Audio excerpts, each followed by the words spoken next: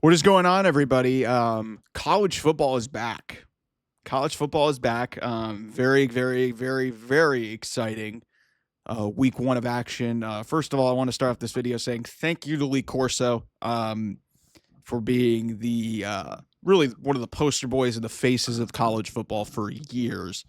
I speak for a lot of fans around the country who woke up early on their Saturday mornings to watch this guy put on the headgear, and I can't wait to see that and see his final headgear pick coming up here later on Saturday as I take this early here on Saturday morning. But thank you, Lee Corso.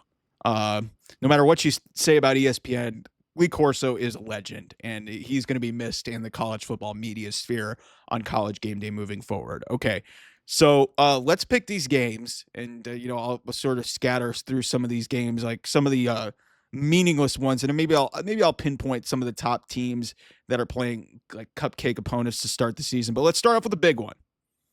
We'll hit you over the head with one of the big games here right off the bat.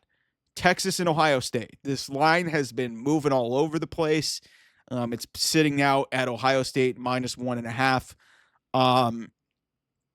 Listen, it could be so easy for me to just you know be doom and gloom about Ohio State, saying, "Hey, they're replacing a ton of people across the board."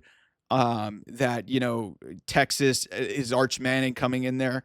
I've been thinking about this a lot. I went from thinking that Texas was for sure going to win this game. I'm going to stay Ohio State at the shoe to open up the season. We're not sure about Arch Manning, and as far as I'm concerned, Ohio State's got the two best players in this game, and two of the best players in college football: Caleb Downs on defense and Jeremiah Smith. As long as you got those two guys, I think they've got a really good chance of winning. So I'll take Ohio State to win this game. That being said, it's a coin flip. And really, the beauty of this game, or some people will say it's not the beauty of this game, is that whoever loses this game, their season is not over. It's 1 versus 3 in week one. Texas is easily one of the perennial contenders in the SEC. Ohio State's going to be fine in the Big Ten, even with a new starting quarterback in Julian Sain. I think they'll be fine. But I'll take Ohio State to pull, I guess you could say, pull the upset, even though they're favored. But I'll take Ohio State to win this game. Interesting game taking place in Atlanta. Syracuse taking on Tennessee. Tennessee, obviously, their quarterback situation has been a story of the offseason with Joey Aguilar now taking over effectively like a trade. Nico Iamaleava, who's going to be at UCLA late on Saturday night against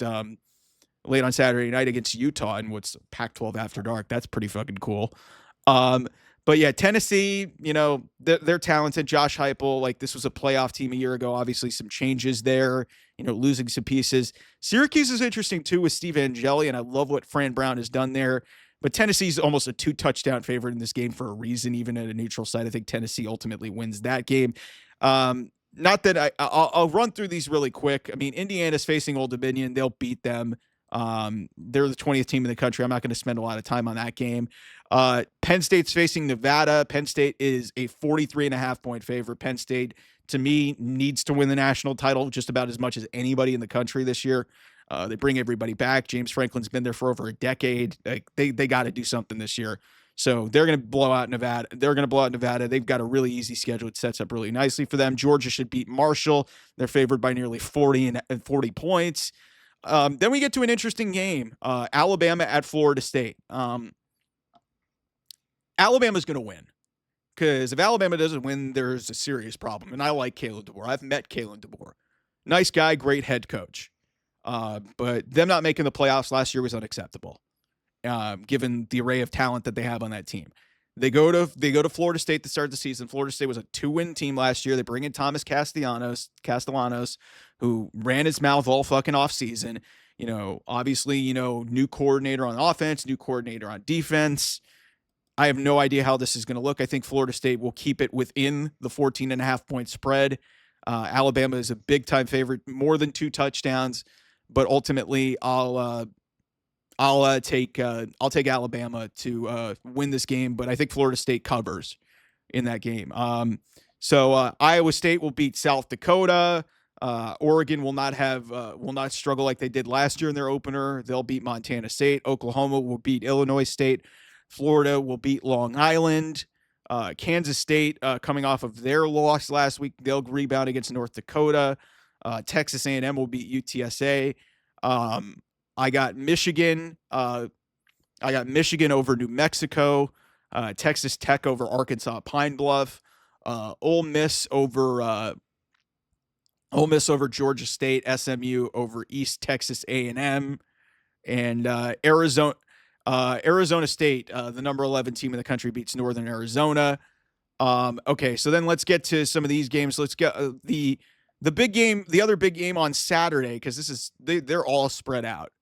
LSU takes on Clemson in a 4-versus-9 matchup from it's the Battle of Death Valley. But I talked to my buddy Jacob Hester I work with at SiriusXM. He was like, "Yeah, we're not going to Death Valley. We're going to Memorial Coliseum." I was like, I love this level of petty. Does Brian Kelly get it done? Hasn't won an opening game as the LSU head coach. I don't think it happens here. I love this Clemson team. I think this Clemson team is right up there with some of the squads that won the national titles. Cade Klubnik is a Heisman frontrunner. They're raving about this kid Adam Randall converting to running back. Their defense is solid.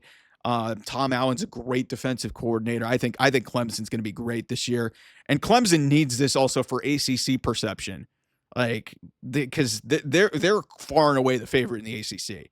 LSU loses, they'll be fine. And I love Garrett Nussmeier, but I think Clemson wins this game. All right, then we get to Sunday. Two big games on Sunday. Another game from Atlanta.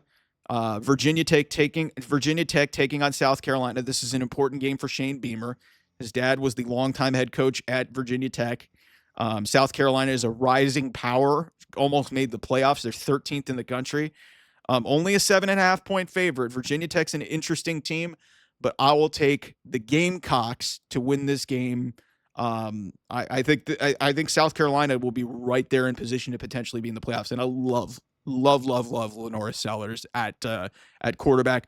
The other big game on Sunday is Notre Dame traveling to Miami to take on the Hurricanes. Mario Cristobal, another pipe. They bring in Carson Beck at quarterback. This is going to be an interesting year for the Canes. But I'm going to go with Notre Dame. I love me some Marcus Freeman. We'll see what happens with CJ Carr, the new quarterback, who now takes over after Riley Leonard, obviously, was just a 1-year deal there. So they bring in CJ Carr, the highly thought of quarterback. I don't know about Carson Beck. I also don't know about Mario Cristobal in these big type of games. Even if it's in Miami, I think the Notre Dame crowd will travel well. They're favored by 2.5.